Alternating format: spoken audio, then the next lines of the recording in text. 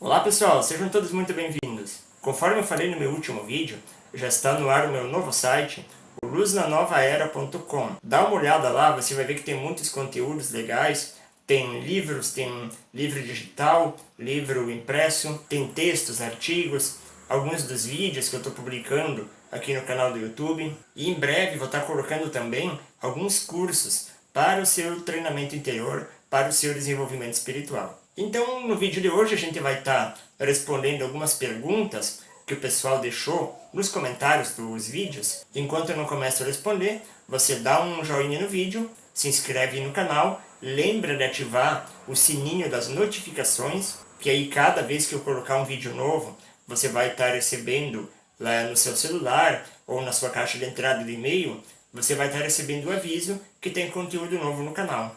Enquanto isso, roda aí a vinheta, que depois da vinheta tem perguntas e respostas para vocês.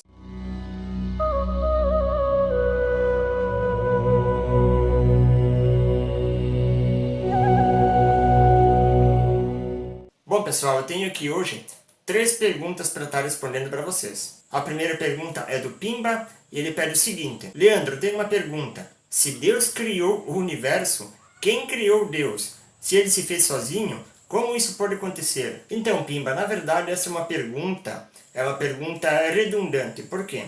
Porque cada vez que a gente responder essa pergunta, ela vai gerar uma outra pergunta exatamente igual. Então, se eu disser para você, quem criou o universo foi Deus? Aí você me pergunta, tá, quem criou Deus? Daí eu posso seguir 2 caminhos. Ou eu digo, como a maioria do pessoal costuma dizer, que ele sempre existiu, que ele é incriado, que ele é uma criatura eterna no universo. Ou eu posso dizer, então, que um outro Deus criou esse Deus. Daí você me pergunta de novo, tá, mas quem criou esse outro Deus? Era um outro Deus que existia anteriormente. Quer dizer, isso não vai terminar nunca. Então é por isso que eu entendo que é muito complicado algumas questões a gente está tentando entender com o nosso pensamento linear tradicional. Isso significa que tem algumas coisas que a nossa mente nunca vai alcançar, porque a nossa mente ela sempre pensa em termos de início, meio e fim. Qualquer coisa que você enxergar na sua vida cotidiana, você vai ver que essa coisa, em algum momento, já teve um início. E em algum momento também vai ter o seu final. Então a nossa mente ela dá alguns bugs quando a gente tenta pensar em termos de eternidade. Mas de repente a gente pode dar uma quebra de paradigma com alguns conceitos que eu vou estar tentando trazer para vocês agora. Eu vou colocar aqui na tela, Pimba, uma imagem, um círculo comum. Aí você pode olhar para esse círculo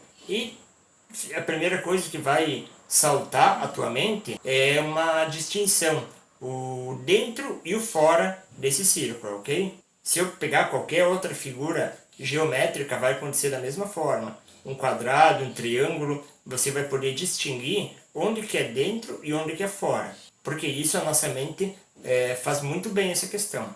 Agora, vamos tentar imaginar o seguinte.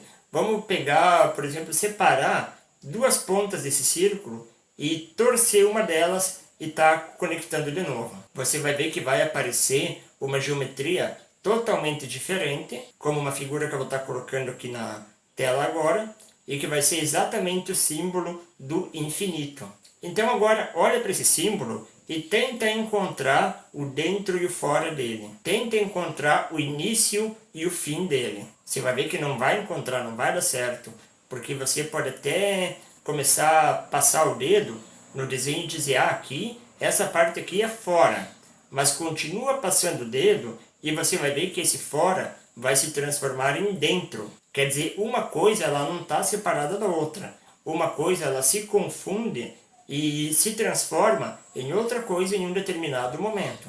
Isso é algo muito parecido com o conceito do Yin e do Yang lá dos chineses. Então pega um símbolo do infinito, tenta distinguir onde é o dentro e onde é o fora, onde é o começo e onde é o fim, onde existe a separação entre um polo e outro. Você não vai encontrar. Então talvez a gente possa pensar no universo dessa forma, não no universo como um círculo, não no universo como uma bolha em expansão, mas no universo com essa geometria, universo material, lógico, mas com essa geometria onde existe uma certa ligação e uma inter-relação constante entre o dentro e o fora, o início, o meio e o fim, e até mesmo entre o divino e o não divino, ou entre o divino e o profano.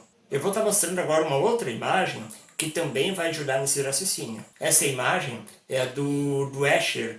O Escher, ele teve uma sacada genial, porque ele desenhou uma mão, essa mão tem um lápis, e na ponta desse lápis, então tem uma outra mão desenhando ela mesma. Você vai ver que isso é uma coisa que você não vai conseguir distinguir qual mão que está desenhando a outra, qual mão que começou primeiro. Então aí você pode estar colocando isso como a macroconsciência, como a verdade absoluta, ou Deus, se você quiser, em seu eterno movimento de criação do universo. E você vai ver que o universo, representado pela segunda mão, ele também de alguma forma está construindo e oferecendo, agregando algo para a própria divindade.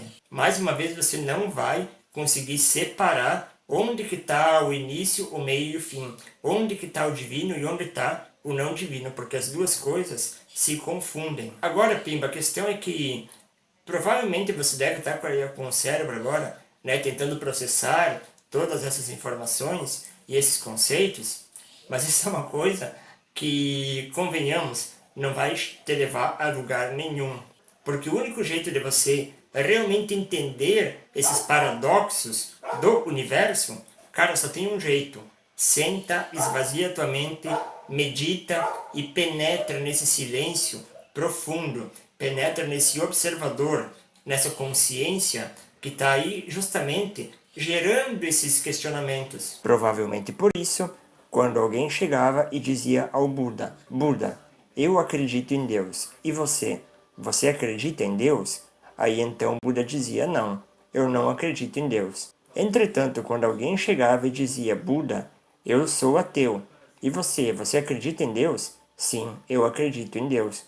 Quer dizer, o melhor caminho não é oferecer algo que vá alimentar a mente e satisfazer ela. O melhor caminho é quebrar condicionamentos e penetrar no profundo silêncio que a meditação oferece rumo a esse infinito desconhecido. Tem coisas que a nossa mente ela não tem capacidade de fazer, e uma delas é entender tudo aquilo que é transcendental aos conceitos materiais que nós criamos. Então o único jeito, senta, medita e deixa o milagre acontecer. Porque aí você não vai estar entendendo o universo, não vai estar entendendo uma parcela de Deus, mas você vai estar experienciando tudo isso. E é aí que está a grande diferença. A segunda questão, então, é de alguém que se identifica como LM, e essa pergunta está muito ligada a um vídeo anterior em que eu contei algumas das minhas experiências através da meditação. Eu comentei sobre essa questão da necessidade da consciência estar oscilando entre os opostos da dualidade, entre o bem e o mal, entre o certo e o errado, entre a saúde e a doença, e todas essas características aqui do universo material. Então ela pergunta o seguinte, Leandro, mas aquelas pessoas que vivem em situação de extrema pobreza, fome e doença, se eles tiverem consciência da vida não material, eles não vão se abalar? Me parece injusto que eles tenham que sofrer agora. Será que sempre vai ter que ter o sofrimento para a pessoa poder passar a ter consciência? A justiça ou injustiça é algo da vida material, mas então não podemos falar que, cosmicamente falando, os políticos façam coisas más roubando dinheiro público? Então, quando eu comento que nós temos a necessidade de estar oscilando, de estar vivendo os dois aspectos de cada situação aqui na matéria, de certa forma, então, sim, nós precisamos passar por situações desagradáveis para, por esforço próprio, estar criando para nós mesmos a experiência do agradável, passando pela experiência da doença para chegar até a saúde, passando pela experiência da pobreza para em algum momento poder vivenciar alguma coisa também relacionada à riqueza ou à fartura. Mas note que não é apenas passar pelas experiências, é aprender algo com elas e ganhar maturidade espiritual. Eu estou lembrando de um caso que uma amiga minha comentou há poucos dias atrás. Ela foi viajar lá para a Índia, lá em Rishikesh. E óbvio, a primeira coisa que ela se deparou lá na Índia foi aquele amontoado de pessoas vivendo em extrema pobreza, passando fome, pessoas vivendo na rua como objetos em que ninguém olha, ninguém dá uma atenção. Só que para minha surpresa, ela falou que esse pessoal, ele, cara, é incrível, porque eles aceitam isso de uma forma divina. Eles vivem isso em toda a sua possibilidade de aprendizado e nunca se revoltam contra essa situação. E tudo isso acontece porque eles têm, é uma questão cultural mesmo, eles acreditam que eles estão vivendo essas experiências por dois motivos. Um, porque talvez eles estejam diluindo alguns karmas, de certa forma, então, eles mereceriam isso. E outro aspecto é que muitas vezes algumas almas escolhem reencarnar em um lugar assim para poder viver, sentir na pele o que é essa experiência da miséria, da pobreza, da fome, da doença, porque isso vai fazer o espírito crescer. Então, nesse tipo de exemplo, fica muito evidente que o nosso planeta, ele existem diversas possibilidades de você estar vivendo diversas experiências. Se você rodar o mundo, você vai ver lugares extremamente religiosos, outros lugares extremamente ateístas. Em alguns lugares vai haver muita riqueza, em outros vai haver muita pobreza. Então isso dá a entender que, de propósito, o planeta ele é criado com essas situações tão diferentes, justamente para a gente estar pipocando, vivendo aqui, vivendo ali, vivendo em outro lugar, para viver essas experiências, porque nós precisamos dela para a nossa evolução. Agora tem um paradoxo aí no meio, porque você comentou a situação dos políticos corruptos. A questão é a seguinte: o nosso planeta, ele ainda é um planeta de muitas trevas, ainda é um planeta de pouca luz, ainda é um planeta de muita ignorância. Então cada alma que está vivendo aqui agora, ela de certa forma, ela de repente não tem karmas nesse sentido, mas ela precisa viver essas experiências porque ela ainda não cresceu, não evoluiu o suficiente para estar se livrando dessas experiências. Então sim, encarnando, a gente sabe que chegando aqui vai encontrar miséria, pobreza, corrupção, assassinatos, todo tipo de crime. Só que aí entra aquela questão: ai daquele que cometer esse tipo de atrocidade. Não é porque nós precisamos passar por isso que isso te dá o direito de você infringir esse tipo de sofrimento às pessoas. Então você percebe como uma coisa está ligada à outra, é uma dança de transformação, de oscilação, em que um momento nós estamos na pele dos corruptos, dali a pouco nós estamos na pele do povão que está sofrendo com a ação dos corruptos. De repente hoje muitas pessoas estão vivendo no papel de uma mulher, ocupando um corpo de mulher, em que ela sofre todo tipo de ação negativa do homem, mas amanhã depois esse homem que faz esse tipo de ação negativa contra uma mulher, então talvez ele, numa outra oportunidade, também vai vir a ser uma mulher e sofrer as mesmas ações que agora ele está impondo a outras pessoas. Então uma coisa que eu posso garantir para você é o seguinte: fica tranquila, não tem nada fora do lugar, as forças superiores estão acompanhando tudo o que está acontecendo no nosso planeta, acompanhando tudo o que está acontecendo na nossa própria vida, e pode ter certeza que aqueles que hoje fazem algo negativo para a grande massa, para a maioria, tudo isso está sendo pesado, está sendo levado em conta. E se nós estamos no papel de pessoas que estão sofrendo por conta disso, de duas uma: ou a gente tem algum karma a resgatar nesse sentido, ou nós ainda não evoluímos o suficiente para nos livrarmos dessa condição. E a última pergunta de hoje, então, é da Valquíria. Então a Valquíria, ela diz que toda vez que vai acontecer uma tragédia grande, que vai desencarnar muitas pessoas, ela sente uns dias antes um aperto enorme no peito e uma angústia junto com tristeza.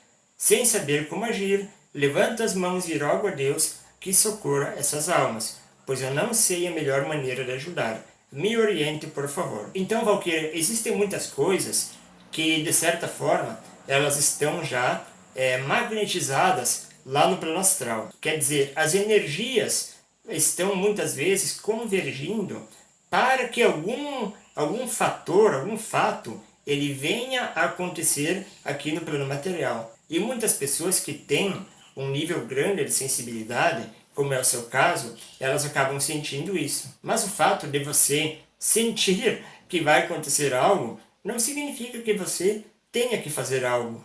Principalmente quando se trata de resgates coletivos, ou de karmas coletivos, ou de tragédias que envolvam muitas pessoas. Como eu falei, as coisas, energeticamente falando, estão convergindo para vir a desencadear algum tipo de tragédia ou alguma situação de catástrofe aqui no planeta Terra. Mas você sente, não porque você tem que ir lá salvar as pessoas, você sente porque você é sensível. Agora, claro que existem outras situações. Eu conheço muitas pessoas aqui na minha cidade, onde eu moro, que muitas vezes elas sentem algo que vai acontecer, ou que iria acontecer, tanto para alguém da família, como para algum amigo. Às vezes ela até sonha com algo que possa vir a acontecer com alguma pessoa próxima dela, mas aí é diferente, porque daí é uma pessoa, duas pessoas, às vezes com ela mesma também. Aí é perfeitamente possível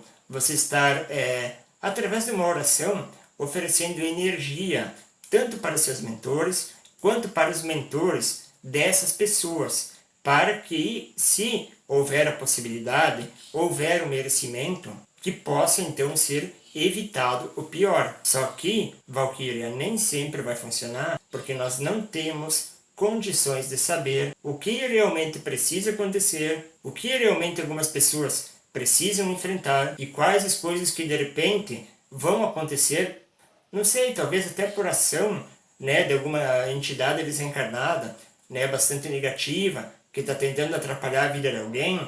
Pode ser que aconteça esse tipo de coisa. Daí sim, através de uma oração, você pode estar fazendo algo para estar evitando isso. Mas não é sempre que você vai poder não, tá? Então acalma teu coração, entenda que, como eu falei anteriormente, na outra pergunta, cada coisa está em seu devido lugar. Ninguém cai de paraquedas aqui na Terra sem estar trazendo um conjunto de karmas ou um conjunto de questões a estar resgatando. Não existe injustiça no universo e muitas coisas realmente a gente precisa vivenciar às vezes para o nosso próprio crescimento.